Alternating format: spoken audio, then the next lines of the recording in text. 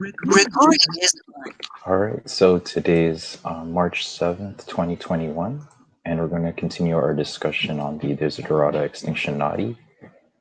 We have an agenda today. We're going to wait on prions if Dr. Kevin Karn shows up. So right now we'll start with monetizing the ARG. So let's see.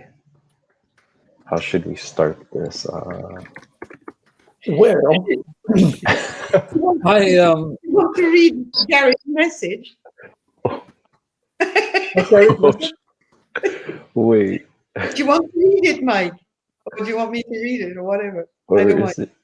it? Do you want to read it or? Yeah, I don't mind. I'll read it if you like, because I've got it on my phone just now. They're here because we just got it now. Do you want? It's just a few minutes. It's maybe a minute read, maybe less. Okay. Shall I go ahead? Yeah, go. REQ situation. I have a suggestion, which maybe Sophie and you can consider. It might sound rather silly. I don't even know myself how seriously or flippantly to take it. My intention is that this could start a discussion and lead to something workable. The first part is that making some money by conventional means in an economically terminal world isn't likely to get very far. Although I would love to, I don't see making Faraday phone covers or apocalyptic art is going to achieve much. I'm absolutely not a business person. Me too. But why not just give people what they think they want, even if they are misguided? What they want is something to cling to in times of uncertainty, like a cult. The Extinctionati is already a cult, although not the usual type, of course. But what if people came to it and got conned in a different way, ending up enlightened rather than dead? Now, Hugh knows all about how to run a conventional cult, and as he says, they're all we know anyway. So what about money then? The idea came out of that video recently about the Order of the Solar Temple. They set aside some of their meetings for a special inner circle where supposedly very interesting stuff was going on. But anyone who wanted in had to pay up to get status, satisfy curiosity, and advance in the cult. So my thought was there are 4 meetings per month. Let's start the experiment by subscription only, except for us. We are the high priest around here. Set aside a juicy topic, leak vague but alluring details about it, and possibly take a leaf from Hugh's early videos with some theatrical in attire. More conventionally, even a guest like Kevin McCann with a very interesting message could work as an inner circle event. I'll send a copy, etc. Gary. If everybody is okay with it, I'm okay with it. Me too. I think it's great. But here's the thing is, though, we have to like pinky swear in blood on this, right? So if we start monetizing this, everybody has to have an agreement that you basically we should try and be able to live off it, right? All of us, anybody involved should be able to essentially live off it, but not high on the hog, right? Not just basically a stipend to just be able to devote your time to this, but basically not make out like a bandit and get rich on it. Okay, so basically whatever you do, you just have an agreement that you will take what you need and you do a mutualist thing and you return any excess above your minimum needs back to the game or the cult. So is everybody in agreement on that it's a give and take thing, that you just, you're on honor to just take what you need, but it would be really, really nice if people could get to a point where they could devote their full time to this cult and then basically just return the excess. So let me tell you how it works normally in an ashram, and the traditional thing that goes back thousands of years to like the Vedic times. We're talking as old as civilization, and it's still carried on in like the Mormon cult, Church of the Latter-day Saints, Scientology, and all these guys, and even the cult that I was in, it's usually tithing. So the early Christians, all these people, they carried on this by tithing. The idea was that you work in the world and then you tithe, you give about 10% after tax, basically you give unto Caesar what is Caesar. But I don't really like that at all. I think what my vision is, and been for a long time, is that the cult itself is as good as a corporation, and it could grow organically and be self-sustaining in terms of money. So you should be able to get money out of the cult, right? So it's not like the normal thing where you do your duty in the world and you return 10% of the cult. I think it should be the other way around, where this is your job and you can generate money. If we can get there, you could generate revenue, and we would live off that modestly and then return all the rest. So it's kind of the other way around. So what do people think of that idea? Because it's a different time. It's not the same deal, right? It's not the same deal as... Yeah, sorry. Go ahead. I said I'm 100% in agreement with what you say. I have nothing to add. That's exactly how I see the way to if we want to generate a little bit of money so people can live decently, modestly, and at the same time divert and spend some time at what we like and what we think feels right. Yeah. So I think it's a different time. So it's not the old deal. The old deal was personal enlightenment. So if you got world weary, it was an exception. 1% of 1% of people would go to an ashram and find a master and get enlightened, and it was very esoteric stuff. But it's not like that anymore. I think basically we're all headed for collapse, and we're all headed for possible extinction. So in those circumstances, it's not a personal enlightenment. It's kind of like we're working for everybody else in a way, not for us personally. I mean, in other words, you don't get anywhere if you become the best Buddha in the apocalypse. There's no upside to being like, oh my, I don't give a fuck about the apocalypse, I'm all right. It's like, what the fuck are you talking about? So I think we should think in terms of like, we're all kind of fucked. Everybody's going to be a Buddha at the end of this game.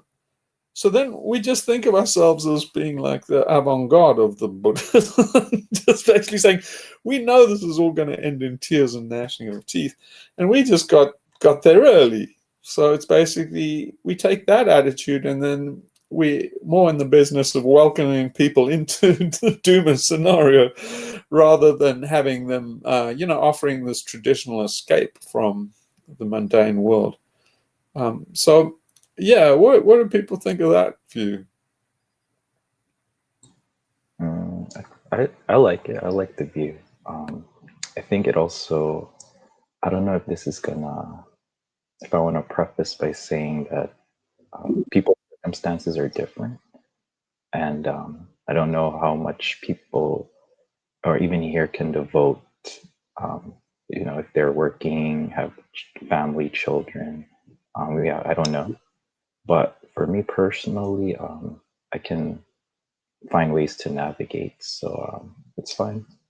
Yeah, but I don't know everyone else's situation. Yeah, you see, I think that an ARG is so open-ended, and there's so many different ways that you can approach it, that I think it can accommodate anybody's needs, really. So it doesn't really matter what your circumstances are, because the way I see it is like, if this is all going to turn into a big crunch, really what we should be doing as a group is saying, do everybody's bucket list, everything like Jim will fix it kind of thing. And they're basically saying like, if you have a passion or passion project, you can work it into an ARG. So it's not the old thing where you have to sacrifice yourself. Say like, this is my dream, and we work as a team to make everybody's bucket list dream come true. So it's we serve each other to make sure we can do what we want to do in the apocalypse and carry it on, as if we can expand it and have people join, we do the same thing. But I mean, I'm assuming here that your passion project is something reasonable, like you've always wanted to do a book, or you always wanted to go to a place, or something modest. I'm not assuming you wanted to be king of the world, or you wanted to be a movie star, or like I wanted to be a millionaire. I'm assuming something human and modest. Say, like I always wanted a vegetable garden or something. I always wanted to go to sea. So if it's realistic, then I think you can fold it into the game so that it becomes achievable. It's kind of vision that I have, if it makes sense to people. A very clear vision to me. I don't know if anybody else can see it. Yeah, I'm starting to see it. My kind of, I guess, goals are becoming more modest as time goes along. So that's why I could say I could navigate. So yeah, even to the you see, point. what I'm prepared to go on a limb and promise this. That if you keep the key to happiness is keeping your goals, modest. Basically, any happiness theoretician will tell you that basically the key to happiness is low expectations. People that are disabled or in wheelchairs and stuff are happier than the general population. And the reason is that their expectations are low. So if you lower your expectations, then basically that's the key to happiness. But I'll go out on a limb and I'll tell you this. If you lower your expectations and start working for a project like this and fold it into something bigger, it will feed on itself. If other people join, then basically it will feed whatever you desire. And eventually you'll lose your personal ego desire for some bucket list object. And it's kind of like you will kind of be more in tune and going with the flow of what people want in general anyway. So it becomes a self-feeding thing where people start off with these. We're really kind of refugees and traumatic victims of the system. And when people come out of the system, they're fucked up by the system. So they have fucked up goals and aspirations and viewpoints and ideas and stuff. But as those melt down, which should happen if this cult is done properly, as those melt down, then you get everything you want. Here's the kicker. You get everything you want because your wants are nothing else other than what happens. So in other words, what you want and desire in the world is what happens anyway. So you basically, it's kind of like giving thanks for what you get. And so basically you are completely in line, like you are in line with Kairos, you're in line with the time. And also you say, this is exactly what I want. And you say, well, how can that be exactly what you want? It's fuck all. And say, I wanted exactly what the universe gave, and the universe gave fuck all. And that's exactly what I wanted. Hooray, it's Christmas. I don't know if that makes any sense to anybody, but I can promise you that it will one day. But it makes, I understand what you mean. For me, it makes sense. And maybe my age, I've seen that happening with the way I've lived and knowing my expectations to be actually very, very small. I know what you mean. And especially when it comes to a group dynamic. I'm trying to grasp, what I don't grasp very well is how you want to fold that into an arc, but that could be exciting to find out, Oh yeah, I have lots of ideas on that. But as long as we understand the principle, it's much easier for older people to understand than people that have had kids, because as you get older, you start off as a young Turk and you have all these egotistical ambitions normally. As you get older, you live less and less for yourself. You become more and more self-sacrificing, and you live more for your kids and other people. So eventually, by the time you get, really old, you're really living for the sake of other people. And that's really the key to happiness. Unfortunately, drastically lost in our Western egotistical capitalist hellhole. But you see, if we find our way back to that as a group, it becomes infectious, and I can promise you that. Okay, so now how do we actually do it? Well, I I can tell you a dynamite way of doing it, and I'm hesitant now because it's going to suck all my time. Here's what I suggest: is the best way to do it is to basically fuel the game with a currency. So we have like a Bitcoin, but I suggest the exact opposite of Bitcoin, just to be contrary. But we have an anti-Bitcoin, and it's a currency like fake money that fuels the game. Now, I've done all this already. I did all this with Geodo. The reason why I shut down all the servers and stopped it all, although it was all complete and working. The reason was it was costing me hundreds a month on Amazon Web Services to keep it all up. And nobody would do it because nobody wants to get involved in the currency because, it's a chicken and egg situation. There's nothing you can buy. Basically, it's geodollars is the currency. There's nothing you can buy with geodollars, so nobody wants to bother to work to get them because there's nothing you can do with them. Here's where I was always going. I just never had the time to get that. And that is to have a gold exchange, make the geodollars, auction off gold and silver. And, that gives people an incentive to go out and get geodollars.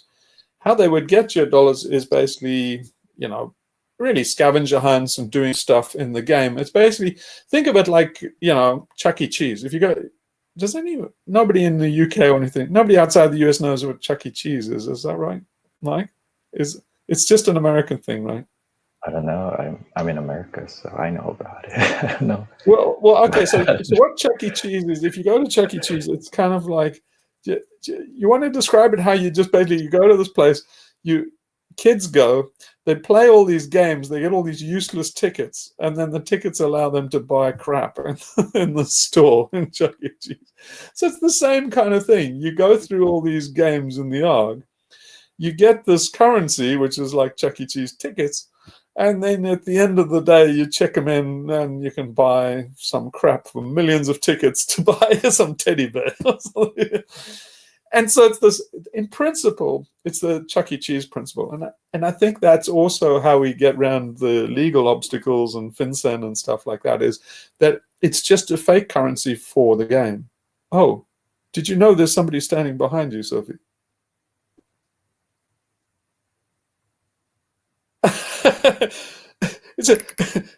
It's Klaus Schwab. Is Klaus Schwab there with you? You're muted, Sophie. You're muted. You're muted. Maybe Sorry, yeah. So I said it's my brother-in-law, and he brought me a glass of wine. And can he just his next door painting? And I'll have one. Cheers! Cheers! The internet is useless. Digital wine is crap. I can tell you. Oh yeah. But what about digital currency? Well, so the idea is that basically, it's a digital currency, and basically you do everything like Faraday wallets and joke products and ridiculous shit and all sorts of shit. Basically, you give rewards in the currency for the game and for tasks. So there's a thing called Mechanical Turk. Has anybody heard about Mechanical Turk? Yeah, I used to do some Mechanical Turk. Yeah. So I don't know if you've ever tried Mechanical Turk, but anybody I ever spoke to tried Mechanical Turk sounds that you get about 5 cents an hour for doing shit tasks. But anyway, what Amazon Turk is Jeff Bezos, and Amazon has this thing called Mechanical Turk. It's named after this chess-playing robot that was a real thing in the 19th century. They had this little guy who, a little person. You're not allowed to say midget anymore. But anyway, the little midget. And he's sitting inside the chess game, and nobody knew that he was there pulling the levers. They said there was this magical AI, computerized system. We're talking like, 19th century here, steam-driven. But people were pretty gullible. less gullible than they are today, but they were still gullible. And so then they thought that this was a chess machine, before even computers were invented. They thought that this machine was playing chess and beating, that little guy inside the machine was a really good chess player, and he could see all the pieces up above. So anyway, Mechanical Turk was this guy who's working the machine on the inside manually that looks like really a digital chess playing machine, and that's what the thing. And so that's why Amazon Web Services Mechanical Turk is called that, because they outsource. You can go and work as a gig employee on Amazon Web Services and Mechanical Turk, and what you do is you take these tasks that people have given you, and they're often things like psychologists use them. Almost all psychological experiments now are done on Amazon Turk. So in the old days, they used to go to a college, and they used to go and all the psych department would go to all the psych students, and they would do this game theoretic analysis, all these kind of experiments that were psychological, and then they'd generate all these papers. It wasn't very good, because they realized that college kids in psych classes in the US were not very, very representative of the average person, especially ethnic people. So they called it weird. White educated, I can't remember what weird stands for. White educated, industrialized, but anyway, they realized that the experimental subjects were weird. And so they since then have corrected it in the last 10 years by almost everybody does their research on Mechanical Turk. And what it means is, essentially it means that there are lots of people, particularly in third world countries, in Africa and in India, there are people sitting there asking these psychological questions, like, all the crap that you would do to generate data that allows you to write a psych paper. So that's one of the things. There's lots of, it's basically digital bit work. It's basically crap work. And you give very little money for doing these repetitive tasks that are slightly beyond artificial intelligence and just capable of what a human can do. And so then that's what Mechanical Turk is. But now, same thing applies, but not for doing crap work for, Amazon customers, corporate customers. The idea is that people that participate in the game, people that are sucked into trailheads and rabbit holes and stuff, is they would do similar tasks for geoda instead of US dollars. So you could get people to, it's a feedback loop, because the more you said to people, like, basically you'd put tasks up and distribute them to people, say like, hey, I want you to geocache this part of the game in India or in Bangladesh and in Myanmar. Basically, I want, Japan, whatever you say, like, put this poster up on a street somewhere in Tokyo, take a picture of it, send it back to me, and I'll give you 10 dollars. So it's that kind of thing. And then that not only gets people into the game, generating the currency, but they also, from the poster, it's a trailhead that leads people into a kind of doing Mechanical Turk type of things into the game. Am I making sense so far? Where is it? Okay. Yeah. So then, but what gets it off the ground is just pure old-fashioned Ponzi scheme greed. And that's basically is an exchange. So the bit I didn't do with the currency, and this is where the time suck comes on me, is doing the exchange. So basically it would be things where you could get gold and silver coins, is how I imagine it. We'd put them up for sale. If anybody could basically send us a gold or silver coin, and we would put them on the exchange, and people would buy them. They would auction them, just like on eBay. You would auction them for geodollars. And then that's what gives the geodollar its value. So in essence, it means that it's exchangeable for gold, and the whole currency supply would be regulated by the gold price. Does that make sense? It's basically exactly what China's doing now to try and get out of dollar hegemony. We're doing the same thing, but our protection from, basically to do this, you need to be a licensed banker, exchange controls, and basically know your own customer. There's a lot of regulations for doing, is the reason why people can't do this kind of thing. But we're doing what Chuck E. Cheese is doing. So it's really a fake currency in a game. Though, like everything in an ARG, it's right on the edge of what's fake and what isn't, right? So in essence, the currency is worthless. It only has merit within the game. But does it? On the other hand, it is exchangeable for real gold. so yeah. So that's what you were doing with your first videos when you started 2 years ago. You had this kind of at the beginning you were explaining that you were doing geodo and that it was exchangeable for gold. So is that what was behind it? Because I didn't understand that. I'm talking about reviving that. So if you go to the first videos in the series, they're full of Easter eggs. If you go and have a look, they're letters hidden craftily in each one of the scenes, right? Nobody's got to the end of that trail. So basically, there are 12 gold coins offered through those videos. Nobody got to the end. I met people that said, I'm going to get to the end.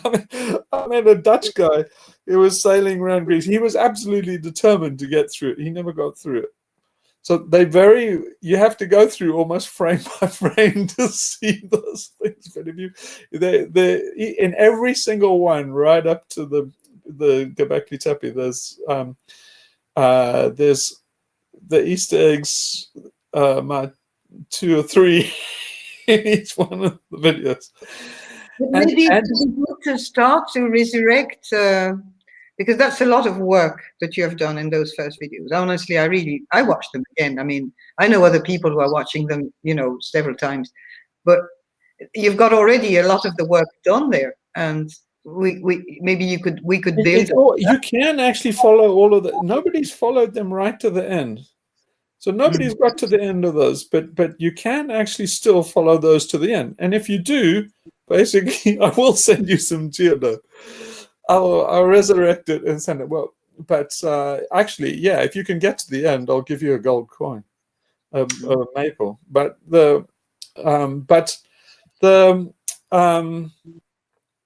it's basically I'm talking about resurrecting it, but the piece that I didn't get to was the exchange. So it means that you can exchange shit for geodo. And the shit, I think, is silver and gold, especially in this climate. So I think it might be just coming to the point where this makes a hell of a lot of sense. So the idea would be that we sell stuff for geodo, and I'm talking about everything, just complete wacko products, that even joke products. And the idea must be really edgy, that people can't tell whether it's a real thing or not. So for example, some of the products I thought of I like the idea of them being politically edgy and controversial. So, for example, like one of the products I thought of was basically offer. I don't know if there's a real thing behind it or not. Maybe there is, maybe there isn't a real product that you can go and buy, but at least the advertisement for it would go something like this. You know how in America, the medical establishment the medical and healthcare system in America is so broken, it's not even funny. People outside of America wouldn't believe how bad it is. But basically, if you're an old person in America or you have some health problem, you've got to get these immensely expensive drugs. They're basically holding you to ransom for your life. It's like charging $100 to throw somebody a lifebelt that's drowning. It's just incredible how bad it is. A lot of people are spending thousands on medications. There's no assistance from the government or anything. People are going bankrupt. People are committing suicide because they can't afford the medication. So anyway, that's the thing, the political situation. here's my, activism style, spoof style political statement about it. It just so happens that if you look at it medically, most of the pharmaceuticals that people take, they're going to piss them out. What happens is they get used by your body. They don't get broken down by your body. You just piss them out. So you take these expensive pills that you're paying $1,000 a month for. In general, they're things that you have to up the prescription on every month, right? So things like take opioids. You take an opioid, basically it's an analgesic, it stops a bit of pain, you piss it out. 100% of it gets pissed out raw and solid. It's basically in your urine, it's perfect, usable, basically, whatever the thing is, what's it called? The opioid that the Sackler family does, whatever that thing is called. Anyway, you piss it, you use it, your brain uses it, and you piss it straight out, and you pay thousands a month for this shit. Here's the thing: why piss it out? You sell a kit that for basically where you can distill. It's basically like you distill your own pee, and you get out the. So you don't have to go and up the prescription. You just take the crystals out of the bottom, put them back in water, and take them again. Save a bunch. You can double your prescription. You can do it every single day. You don't have to go back to the doctor and keep getting a new prescription and paying more money. You can just recycle it yourself. That's all the Sacklers. In fact, the shit that you're pissing out is probably better than the raw materials that go into the Sackler family factory that actually manufactures, basically this OxyContin and shit. Anyway, am I wrong about this, Sophie? You're the medical person. Now, I wouldn't say that's 100% because it's a little bit that must be broken down during absorption and all that. But yeah, a lot of those drugs, they go on receptors and they do the action that they wanted, and then they're eliminated again by the kidney. The only ones that are not is the ones that are broken down in the liver. But the ones that are in the kidney there's a percentage in the kidney that might lose a bit because of chemical reaction. Things like opioids, I don't know about Lipitor and stuff, but I mean, a lot of people are surviving on Lipitor, and you can just get 50% out of it. Or probably more. And you look at the contraceptive pill, they've done some measurements in the environment, and they know that the urine is polluting even though I'm an advocate of contraception, but it's still going to give, a catastrophic effect on fish and animals and humans in the environment. That's for sure. But all those estrogen mimics and those, they come out whole and go straight into the sea and make all the seals female, right? Yeah. So in principle, it's not a bad, even if it's just a complete spoof joke thing. In principle, you could actually have a kind of a coffee distiller thing that, Would you like to propose that to XR for recycling, because they really like that sort of stuff? Yeah, it's perfect. Why don't they do shit like this? But in India, people drink their urine regularly for treatments. Yeah, Gandhi did it.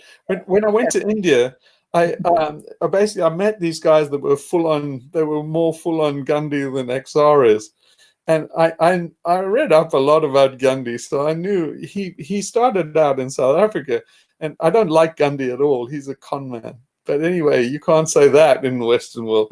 But Gandhi's a straight on con man. But one of I knew all the embarrassing shit. One of the embarrassing shit was that blows people away, especially in Britain, is he was actually a sergeant in the British Army and got decorated for basically, massacring Zulus. They don't know that. And the other thing they don't know is that, he molested all these women. He liked young women, and he would get into bed naked with them and then basically say that was testing him. But, he would always fail the test. Oh, damn. We have to do it again tomorrow night.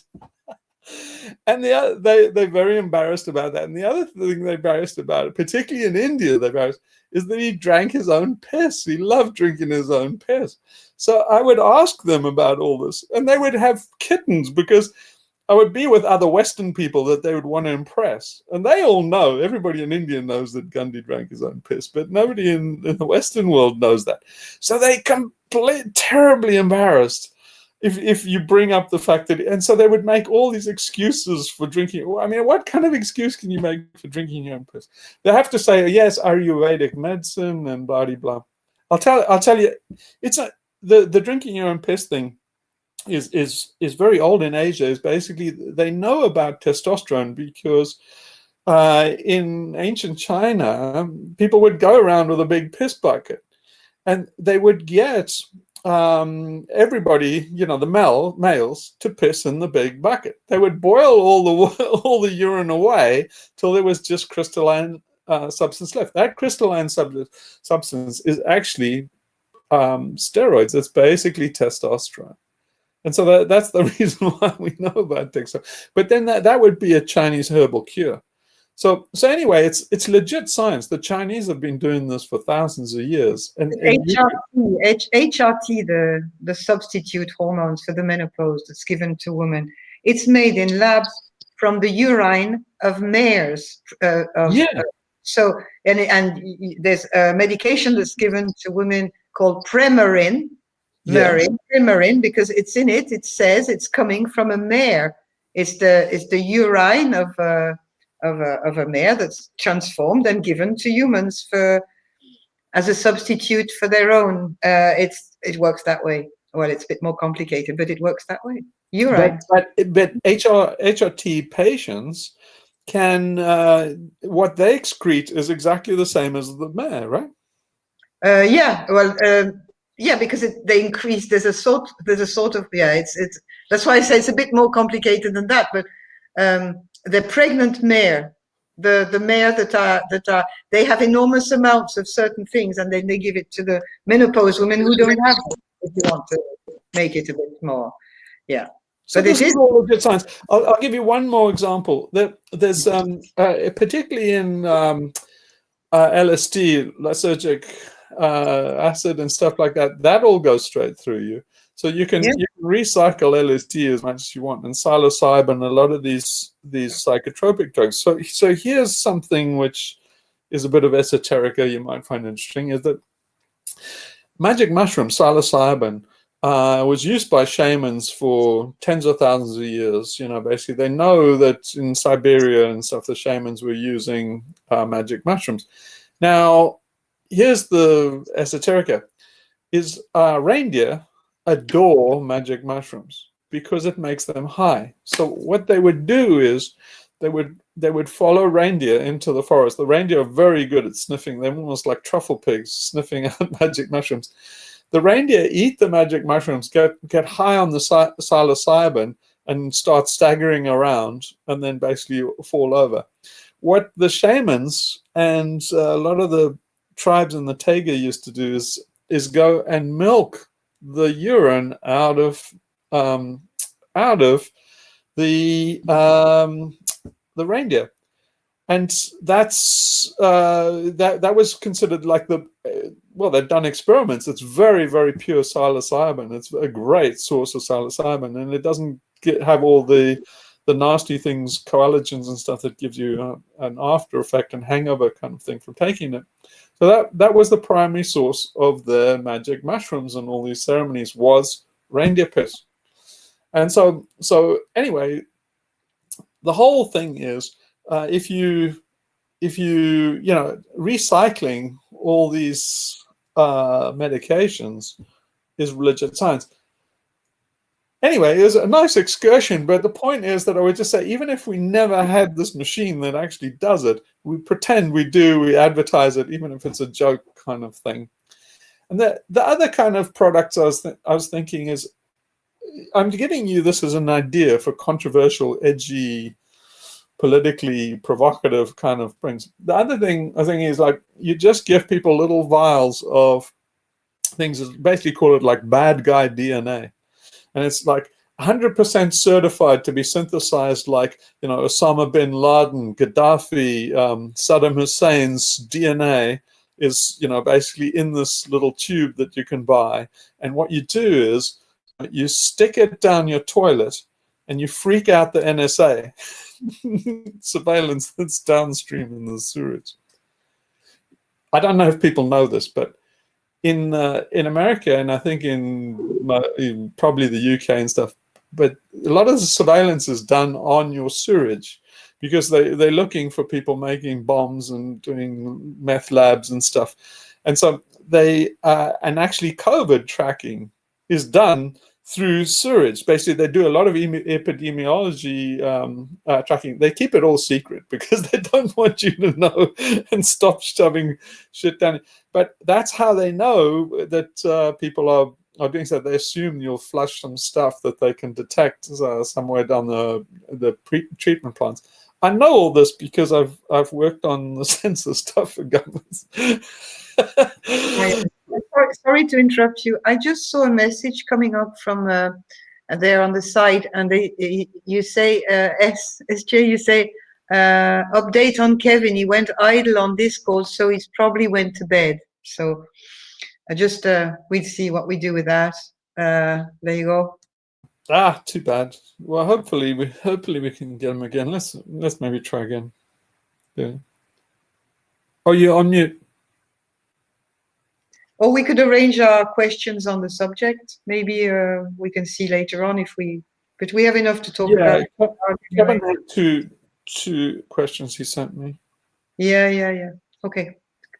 Yeah. So anyway, I'm just saying these are the type of products you could do. Is they're kind of edgy joke products. They're almost like too good to be true kind of things. But generally getting people to think, making them a bit paranoid, making them distrust the state. It's just basically things to wake people up. But they may be legit. There may be things that we actually go and do. Like the Faraday case and stuff like that it's very good thing to do to make people. It's really designed to make people think, make people question, their use of digital technology, to be provocative and make people say outraged that you might, destroy their cell phone and stuff like that.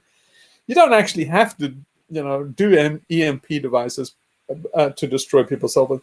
But if you offered them for sale, even as a joke, that's the kind of thing I'm thinking. If we did all this kind of thing, in general, you might do something like not actually send, maybe the products don't actually exist, all this kind of product I'm talking about.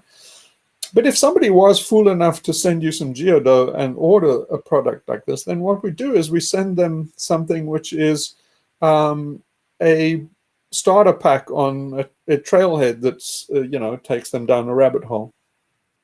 So, yeah. You get the idea. Are you getting the general idea of what I'm talking about? How you would use these geodough to keep the game running.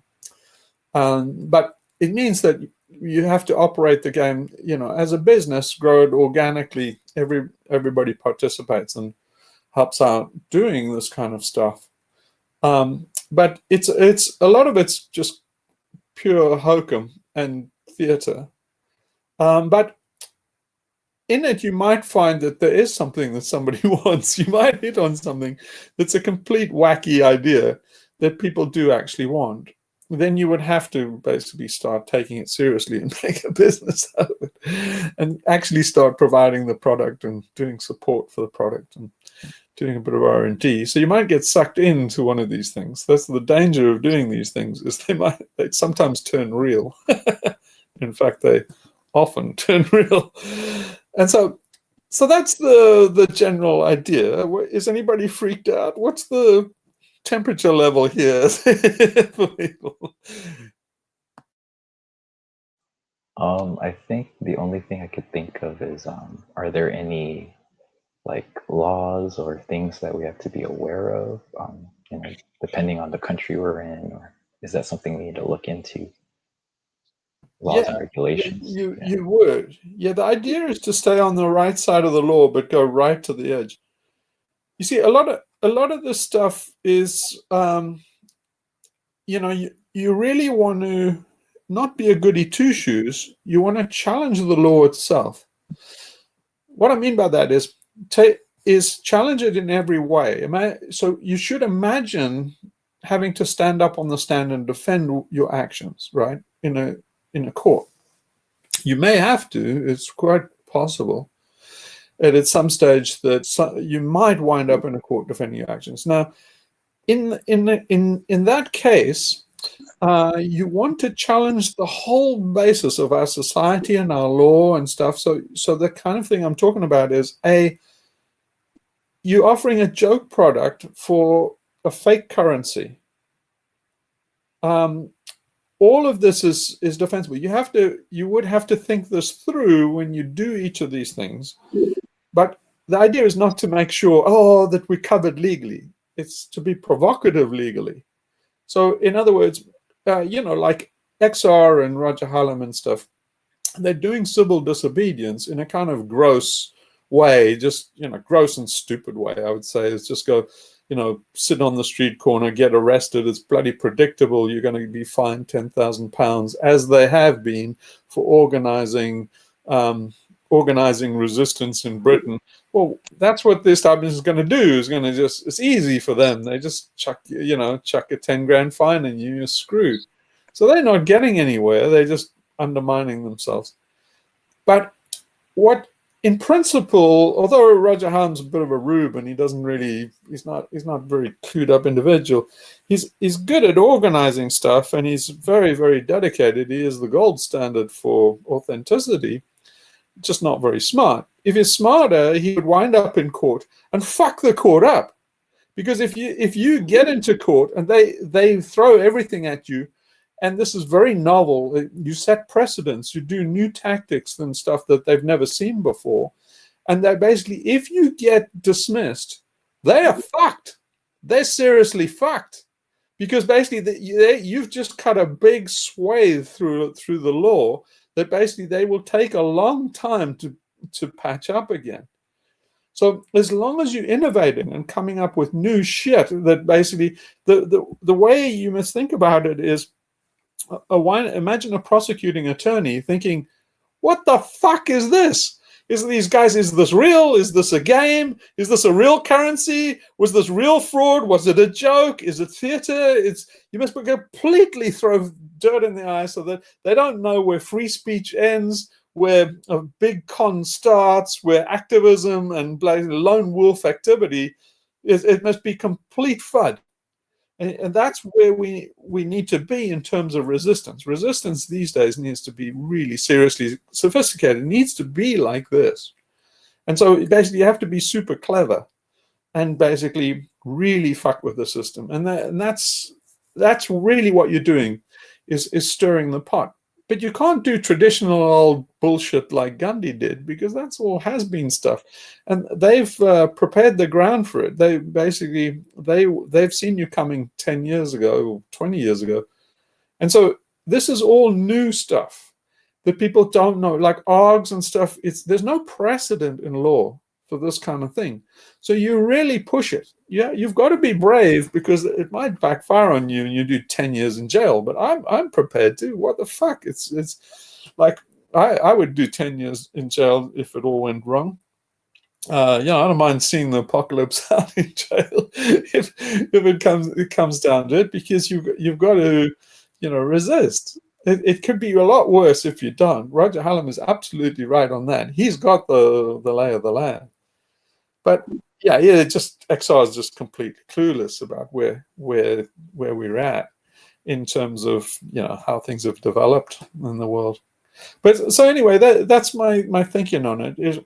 Is that it's provocative. It's raising people's awareness, and So that's that. I'll let people talk a bit, and then I'll say some more. I have just something to say, because I was messaging there, and there was a question. Sorry, I'm a bit out of the subject, and just be very brief. But what you say, Kevin is in Japan and he's asleep. So you're saying, do you want to come on and say what you wanted to say? Can you put on your microphone so it's easier, because I'm reading the messages. I'm saying that you can see them all. There was an offer to make the meeting earlier so he could join because he's in Japan, but there's some people in the US on the group, and it might be for you very early if we do it 2 hours earlier. I don't know. I don't mind, actually. Yeah, because we could do a one-off meeting just on that subject of the prions and bioweapons and mRNA, all of the vaccines. Could we do it during the week? Just do an extra one. Maybe we could do just an extra meeting in the week for that. Yeah. Well, I suppose we could contact Kevin by his server or his messaging and ask him for that. We could see that. Okay. So I just was reading messages. I didn't want them to become too big. Do you mind handling that? And just I'll do any old time. This member, Severe Jury 8, do you want to? Can you turn on your microphone, because you seem to be clued in to Kevin's whereabouts and work, and you're posting some links there. I see. So I don't know. I'm happy to liaise too. I'm very happy to liaise, but we can work out something maybe in the week for any other members there who would like to say something about this. Hello? Yeah, go ahead. This is Severe Jury. Yeah, so he's in Japan, and this is a little bit late for him. He usually is, this is like 2:30 a.m. in Japan. So I'm sure that we could get him on earlier if we started like 2 to 3 hours earlier. Yeah, I think that would work pretty well. Can we do it in the week before next Sunday? Well, he's retired, so I'm sure, yeah, he probably has time for that, yeah. Yeah, so I'm in Greece, so I 5 hours behind, something like that. So I'm happy to go, anytime earlier. Yeah, I'm in Ireland, so I'm the same. I'm only 2 hours difference with Greece. I don't mind. Any time suits me. I'm okay. Yeah, you can go ahead, ask him. I might be at work, but I'll ask Sophie to kind of record if I'm not available, but during the week. But yeah. Yeah, I mean, I'll message him. I messaged him earlier in the week. I gave him the time, but yeah, I don't know. I guess there was some misunderstanding there, I guess. No problem. Delighted to have him on. So if we can do it anytime during the week, it'd be great. Yeah. You could. I mean, I sent some good links in the chat that you could, like, they're pretty short. I mean, I don't know what you're planning on, but I mean, you could like read the introduction. I mean, it's up to you, but it's a pretty short thing. Or do you want to just wait until we get Kevin? I would love to speak to him. And oh yeah, so I'll just continue my conversation with him. I messaged him on Discord, so he just is not answering right now. So I'll continue. Okay, great. Yeah. Thank you very much. Yeah, thanks for that. Yeah, just let us know on XRMed or Discord. I'm flexible on the time. I'll do it. Oh, great. Okay.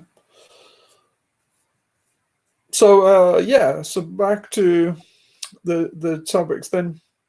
In terms of what Gary's talking about, doing like a regular, monetizing it like a regular cult. So yeah, you got to be really, really careful here, because the danger is that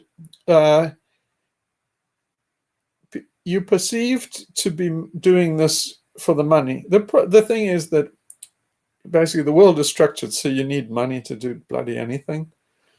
You can't, but people will resent you for collecting money, and the accusation is you're just doing this project for the money. I certainly am not doing this project for the money, but you know, you reasonably to actually devote time to it. You know, nobody's time is free, really, and so yeah, people deserve compensation for the time they put in just by the rules of our society and culture. But and practically speaking, but if this whole thing is known for being primarily as a money-making scheme, then it's dead in the water. Now, it's dangerous because it can become that way. If it takes off and it is a success, this has been the death of me in all the projects I've done. Is everybody involved forgets the train we came in on. They forget the purity of the activism and all the noble ideals, and they start to see dollar signs in their eyes, and then it all goes south. That's happened to me in everything I've ever done. Basically, made a success out of it, been torn apart by people that just were really greedy, and they were fine until there was serious money and prospects on the table, and then it turns into a fucking feeding frenzy.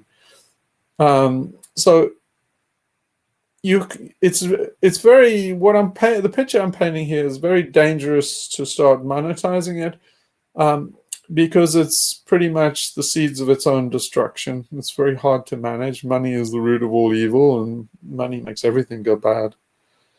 But alternatively, you can't get anywhere in our society without it. So you have to ride this tiger and do it. So I think it's time to start doing it and start monetizing it. But I'm saying that I'm doing it with a very heavy heart. It's basically the end.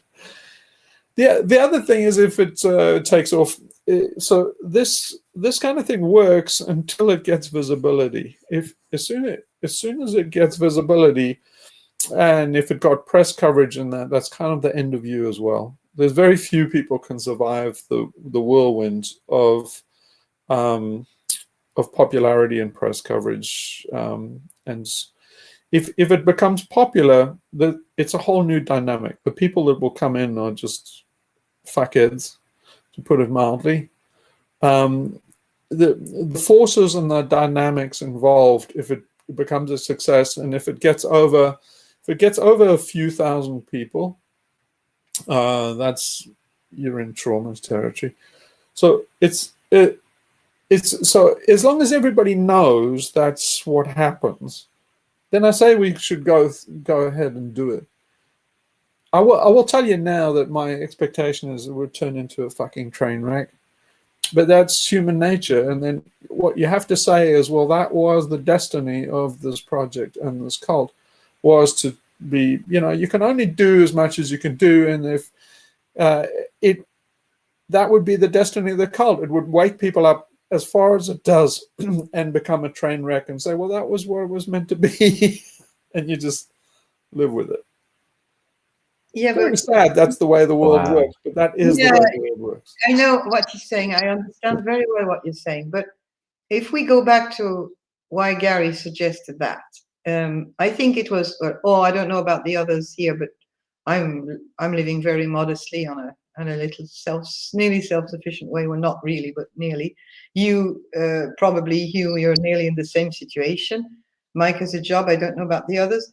But the idea for Gary was to enable you, and maybe us, but you specifically, to continue your work without having to return to a paid job. And then, because you've produced and given a lot of time and good content and research and enormous amount of quality videos. And I think from his point of view, he didn't want to see you having to go back to the grind and see. So it was coming. So if we set some targets, modest targets, and honest about what we want to achieve with generating money, we're not talking about profit. We're not talking about thousands. We're talking about something that enables a few to continue, or you especially, but maybe some, you were saying it would be better as a group to generate for everyone, but I think Gary was centered mostly on you in this situation at the moment. I know things can change all the time. I know this is volatile. We all would like to spend more time at this, and I mean it's fun and it's happiness. It's great, but I think that was the beginning point, and I don't think we need to set our targets that high and start to drag thousands of people, and that's completely ridiculous. But I think I'm not a figure person. I'm hopeless with money and calculations and everything. I'm the worst person in the world to advise on business and stuff like that. But what I gather is, why don't we set a target and see what we can do within that sort of modest limit? Yeah, I don't like the idea of setting targets, because that's you basically you go for that deadline, and it becomes a focus on its own. It's not a good idea. But it's not, it's not basically Kairos, it's Chronos. So yeah, I instinctively recoil from setting deadlines and targets. That's the very thing that we're trying to work against. So yeah, in terms of what's practically needed, it's not all that much. In fact, a reasonable YouTube channel that got conventional revenue, basically 10,000 subscriptions or something like it, you could live on. Well, I could live on. The problem is that to do that kind of video, you have to that kind of channel, you have to do a popular channel. And that's kind of like, Just Have a Think or Philosophy Tube or something like that. It's basically popular shit that people want to hear. You basically give people what they want, and then they feel good, and then they pay you back, and you're basically a drug dealer because you give them endorphins and they pay you back. Thanks for giving me endorphins. I'm not a drug dealer. I'm trying to wake people up and get them off drugs. So that's a hard sell. Nobody wants the truth. Nobody wants to get off the drugs. Yeah, I see. So it's difficult to make money. So yeah, if I just wanted to make money, I know how to make popular videos about, hoorah, this is tech, look at this tech solution. Yeah, look, solar panels are getting more wonderful. You'll have 50,000 people subscribing to you. Oh, I feel so good about this, how the planet's going downhill now. It's not what I want to do. I want to basically say, my stick is we're fucked. And what I offer you is basically the one thing I offer is pretty unique. Is like, you're on the fucking Titanic. This thing is going down. There's no saving it. And I'll make the time you have left worthwhile. Now, there are not many people in that market, because most people don't think the Titanic's going down. And even if they do, they want to be dragged out. What I'm doing is giving you the best trip you can have on the Titanic as it sinks. Most people say, just lobotomize me, drug me, so I don't feel any pain as I go through this. Say, no, that's what everybody else is offering. What I'm offering you is realization. I say, you can wake up, you can see the peak moments of basically, you can actually live an examined life. You can actually get a peak of a human experience. I can take you there. You ain't gonna, it's no pleasure trip. And very, very few people are actually would give money for this, but there are some. And but yeah, what I would start doing now is doing videos and stuff that I would do, as Gary says, you put paywalls and you rank people. It's basically going through the layered brain. So the way a cult works is they play off each one of your layers, and we could devote a long time to, I'll describe in detail if anybody wants to. It's kind of dangerous because people might misuse it, but one the cults often use is, take for instance the primate brain. So people love ranking and ordering and badging and stuff. So the way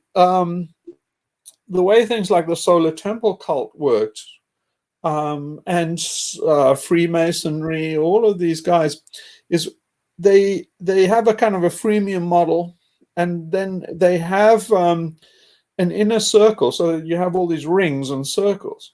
People will fucking sell their fucking kids to move up a rung in some kind of hierarchy. It's built into our primate brains. So you just, Napoleon said, he says, give me enough ribbon and I'll conquer the world. What he meant was the ribbon for medals, because if you've ever been in the military, you get girls by having medals. You get status, guys respect you, their eyes goggle, their primate brain and puts you up on a pedestal. And all you have to do is have little ribbons with little fucking tokens on. And basically you can be Idi Amin. You can have wall-to-wall fucking medals on your chest. And people will go, oh. And Napoleon saw through the game. He thought, this is a fucking piece of ribbon and a bit of fucking tin. And these cunts will fucking die for it. They'll run at cannons for it. He thought, if you're that fucking stupid, give me enough ribbon, I'll conquer the world. And he did. Napoleon didn't have a fucking single ribbon on him. He gave them to other cunts who were stupid enough to run at fucking grape shot. And so real psychopaths know that people are fucking stupid and primitive and primates. And so they will do ranking and gating. So basically, if you do ranking and gating, it's very easy. You say, you have to do these achievement levels. Basically, guys who do in the gaming industry, are we talking in computer games?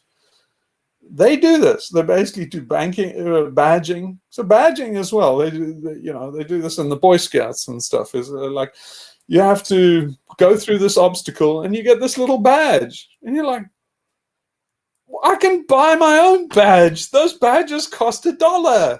I say like, oh no, it wouldn't be a legitimate badge. It's like, yeah, really? So I go through a load of shit. You give me $1 badge, and then it's legitimate. Why don't I go down to the store, just buy a fucking badge for $1? Why is that not legitimate? Oh, you didn't go through the obstacles. It's like, oh, fuck your obstacles. You see, but if you set up this grade of initiation and this ranking, people will go nuts together. It's a very dangerous thing. The military thrives on it. Corporations thrive on it. And then there are other dynamics in it. As soon as you get a sucker that goes for this game, complete moron, obviously, but what they show is that two things, that they're liars. They will put on a mask to basically get forward in the rank, and basically they will play the game. So they expose themselves as frauds. And the other thing is they expose themselves as immoral, and because what they're saying is, I will beat the bastards underneath me. So this is why it's powerful. Is you have the guy complicit. He's compromised morally from his primate brain. He's been a weasel, and he knows it. So he basically you have him from the point of view as you both have a secret that you're a cunt and I know it and you know it. So that's what the boss gets to do, and that's their little secret. So they have this little bond. And then the other part of this dreadful bargain is that you say, like, now that we have this little tryst between you and me, here's a fucking button. Go and beat those other bastards that don't play the game. And so you have this capo system. It's called a capo system. And you get these bastards then that will beat downwards. And then you can make a little hierarchy of them. And this is how 8 million Jews went to their death in Germany. It was prisoner self-administration. The Nazis realized that this is the way you manage 8 million people, all the way to the gas chambers. And the lesson that the Allies took after the war, they adopted it. They admired the Nazis. They narrowly defeated the Nazis. And they came so close. I mean, Germany was one country, stood on its own against the world. It impressed the rest of the world. What America and the Allies did was they didn't go, oh, that's nasty. They told the children that. They said, oh, no, Nazism is really nasty. Good thing we got rid of that. That's what they told the children. What they did was, that's fucking awesome. How do we get a slice of that? And then they did stuff like Operation Paperclip. They got all the Nazis. They took the Nazi research. They looked and examined how it was done, and then they exported it and perfected it in the Western society, in liberal Western society. If you don't believe me or know what I'm talking about here, go and do some research on Adam Curtis, on things like Eddie Bernays, and how this was very consciously done. So in other words, this is the global cult. And so it's what they're doing is replicating standard cult practice that goes back all the way to Göbekli Tepe and Ur and the first civilizations, and that's how they practice. So Gary's saying what you have to do, so that I'm giving you the complete raw thing of what it means to actually do a hierarchy, and that's what cults are doing. We're all in cults, right? The entire industrial civilization is our snuff cult, our collective 7.8 million member snuff cult. So what we're offering here is like, guys, this is a cult, but this is a cult that will get you out of cults. It'll let you see through cults. If you can get through this cult, you basically will be free of cults. Now, that's not an offer that's often put on the table. But so that's the ranking. That's how ranking works, and exclusivity, and those kind of rings. But I will start doing a little bit. I'll start doing things like, I'll start doing videos, I think, which I put behind paywalls and stuff, and get people to do. But in terms of if I get Geodo going again and get an exchange, a coin exchange or something like that, to make it compatible with gold or exchangeable for gold or backed by gold, then we can start doing that kind of thing, and you make rings of exclusivity. But I'm telling you all this here because none of us must have any illusions about what the fuck we're doing. It's evil. It's pure evil. But it's only evil if if your intent is to exploit it, and that's what the guys on the top are doing. So it's also a Ponzi scheme. Is that basically what people in the inner circle are doing? Is they're living off new recruits. So the new recruits are shortchanged. But that's our entire society. America, the whole American experiment is built on immigration. And immigration is a story of, you have the original settlers, those are the insiders, those are the top of the hierarchy. And then each wave of immigrants that comes in are the new recruits into the Ponzi scheme. They're at the bottom of the barrel. They're the initiates. They're the ones that get hazed and exploited. And the whole system builds on this waves of exploited immigration. And that's how everything works. That's how our generational scheme works, is the young people are suckered in, made to work, so that old people can retire on the stock exchange. It's fucked up beyond belief, but this is the system we live in. And what it forces us to do is to do a successful counter movement against it. Is you have to basically do exactly what they do in Rome. You're in Rome, you have to do what the Romans do. And this is what the Romans do. The Romans are cunts. But the way to fight them is to beat them at their own game. And this is it. What's happened to me in the past is that I've always done this. Beat the Romans at their own game. And then all the guys that I've done it with have done me in because they become Roman. You can't. Basically, the way it works is you can get the slaves out of the plantation, but you can't get the fucking plantation out of the slaves. So if we do this and monetize all this stuff, it's co-committance. The responsibility is on us to make sure we balance it with getting this toxin, the slave system, out of the people that are in the game and the cult as we build the cult. And that's something I would like to belong to, and I'd like to do. But that's something very difficult. It's extremely difficult. Yeah. Mhm. Yeah, I That expressed doesn't this. stop us. Huh? I mean, difficulty. I mean, if that's the only being cautious and knowing that we're going into difficulty will make us build some safeguards and maybe some strong auto-evaluation and exchange, and we need to stay cohesive, and I don't know, it's a new Vigilant. we're exploring. Vigilant. Yeah, very. Basically, the antidote is to tell the truth, courageously to tell the truth. Yeah. To ourselves. So if anybody sees us going wrong, they got to speak up.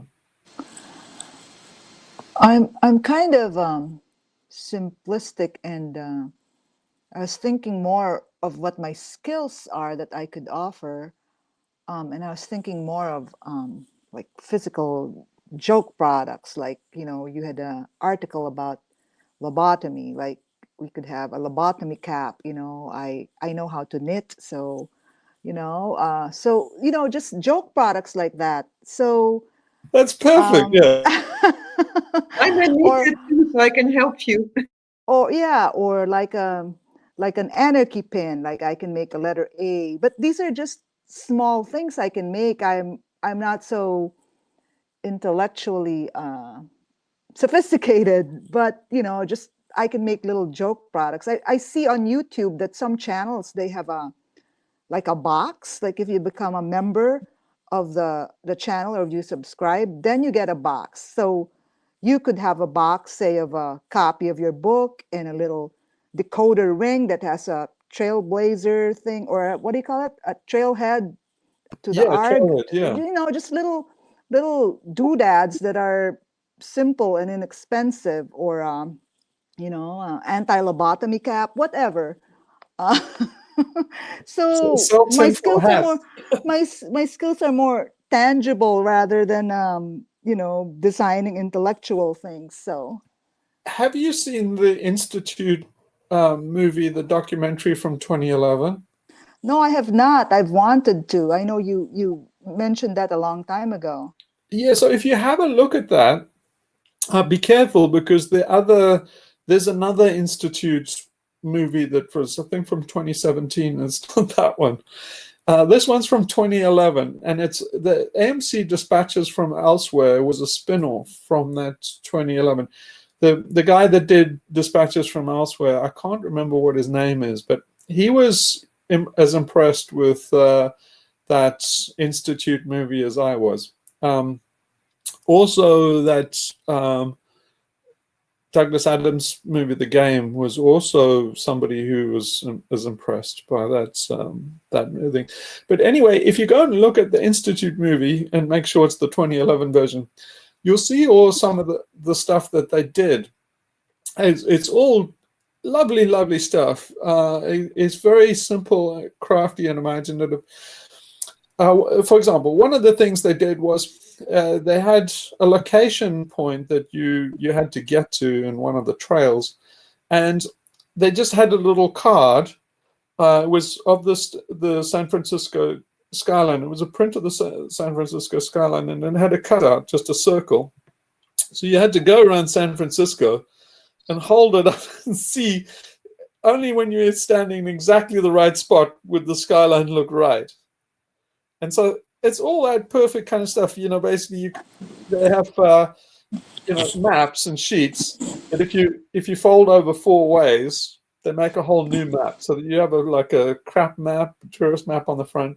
But if you fold it, maps on both sides. But if you fold them over in four corners, then it makes a new map that has a whole lot of as another thing like that. So it's all those kind of things that particularly have dual uses and people have to think about and stuff. So it's basically stuff that engages people, but it's limitless what you can do. They had stuff where people would go to a certain site, just a geolocation, and then they would set up this thing like a dance party. They make people go to a phone, and they would have just engage them in a crap phone conversation. You see, what you're doing is you're really breaking people's boundaries and breaking people's perceptions and absurdism and all that kind of thing. So it's really a question of sitting down and thinking up something really hilarious or absurd. And so, yeah, it's, people live a very gray Existence.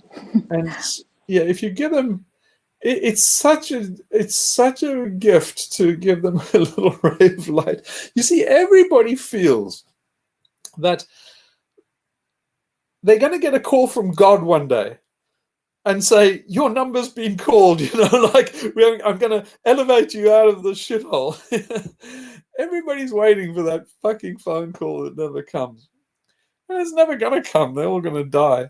But you have to imagine that you just give them the gift of that phone call from God where it says like, hello, there's been a mistake. You weren't supposed to go down to earth and suffer and have a shit life and live a gray, boring existence. We're going to correct that. You'll be seeing a spaceship coming down shortly. Are you ready? Everybody's waiting for that call. The lottery win. This basically somewhere somebody will tap them on the shoulder and take them out of this misery. And that's part of slave culture is waiting for this deliverance. And so you just basically, there are a couple of things here. One of them is you give them that deliverance, but truthfully, it's fake because we're not going to deliver them to the planets, to the Pleiades or the planet Sirius or the planet elsewhere, we're not going to deliver them. I mean, I don't know about you, but I don't have a spaceship to take people to the planet elsewhere. Otherwise, I'd be Elon Musk and do it. But if you give them that, you see, it's hard to describe psychology. If you give them that, say, here, this is what you want, give it to them. It kind of satisfies that, although they know it's bullshit, it satisfies that yearning and breaks it. It snaps them out of that yearning. They know that what you've given them is bullshit. You give them a golden ticket. You give them the Willy Wonka golden ticket. You say, there, you've got it. I've given you, and you say, and I know it's fake. We're never going to get out of that. But it is liberation nonetheless. Really hard to see, but it's solid gold psychologically. You see, people don't really need to be physically taken out and delivered like they think. You could just ritualize it. It could be done as mockery, almost like a religious rite. Yeah, see, millions of people all over the world are baptized and into this fucking bullshit religion, told there's an imaginary friend in the sky, and now they're saved. They know it's bullshit. The Christians that do it know it's bullshit. It doesn't really matter. Psychologically speaking, it's they are actually released in a funny way. But you see, where the Christians are going wrong is that they pretend it's not bullshit.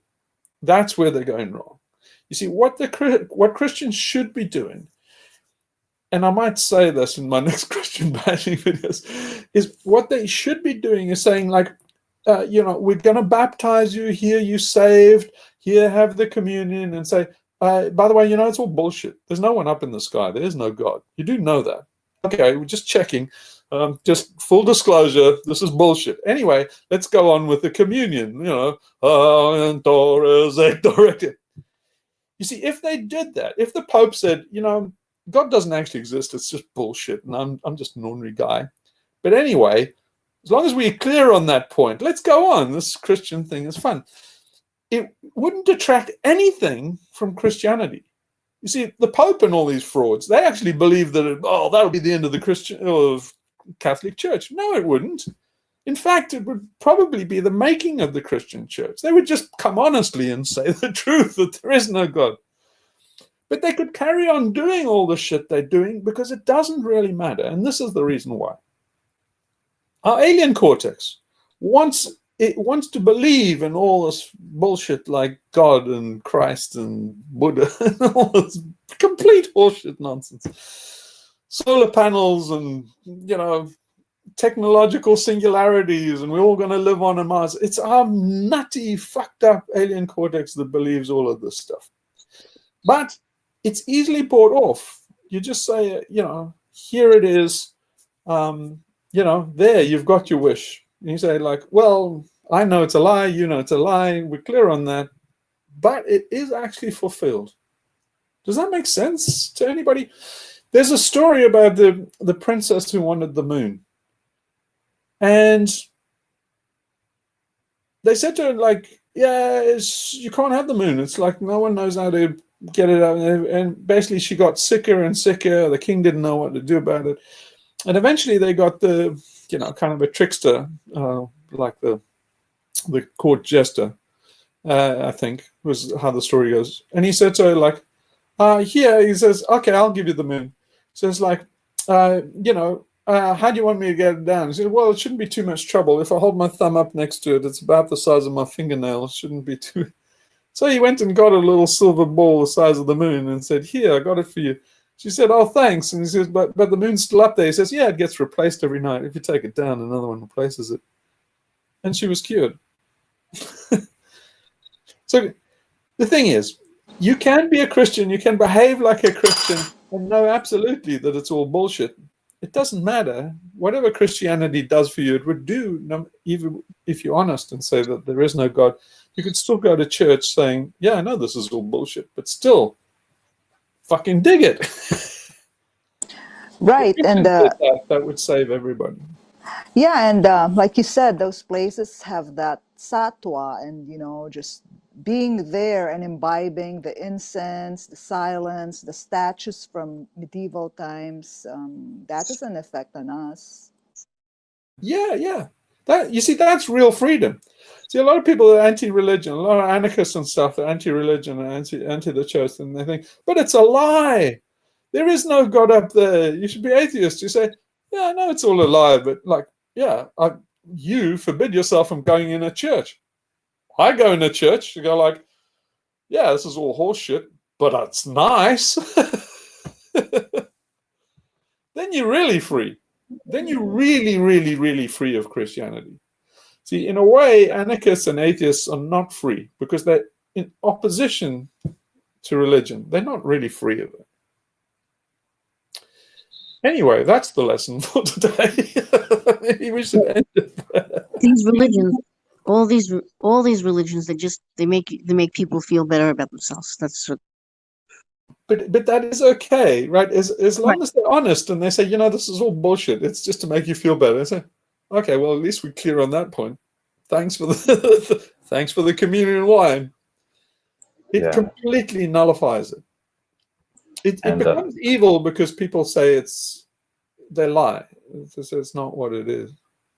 Yeah, I just wanted to say I spent some time, as an atheist, trying to convince Christians that, give them all the reasons the Bible contradicts itself, and it seems like they still believe, and even if they know it's a lie, I think I see what you're saying. They'll still believe, and in a way, being an anti-religious atheist person could become its own religion as well, which I noticed. Yeah, that's the problem. That's the problem. It basically, religion is the trap. So getting anti-religion can become its own trap. It's very subtle to get to be completely free of it. When I was in my 40s, I joined the local Church of Ireland, which is Protestant in Ireland, going because I was bringing some people in there because they were refugees, whatever. I found myself in the middle of that little church, and I liked it because there was beautiful singing and the place was beautiful in the middle of a nice lawn with flowers. And I got into the habit of going there, even though I don't believe in anything.